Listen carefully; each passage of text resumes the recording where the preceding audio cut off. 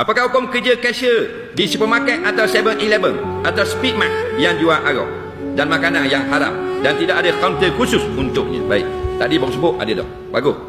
Dia ni kerja 7-Eleven atau kerja supermarket atau kerja di Smart dan sebagainya.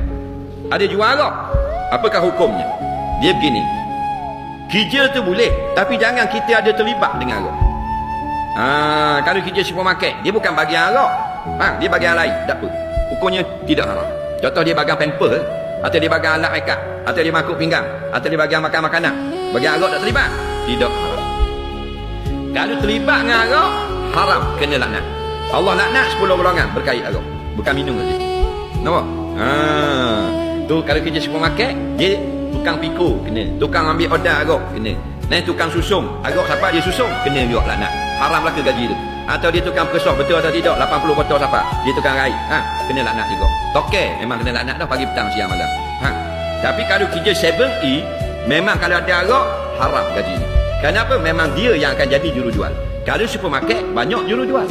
Bagian arak suku, bagian ni suku kadang-kadang. Contoh dia pergi orang kapil, dia ambil arak, dia pergi kat jurujual ni. Orang ni je, orang jurujual pamper tak terlibat.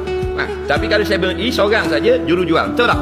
Maka kerja 7E yang dia akan jadi jurujual, beli arak tadi, jual arak tadi, balik duit lebih dan sebagainya, tinggal terima duit daripada orang beli arak, semua adalah kena laknat belaka dan gajinya adalah haram.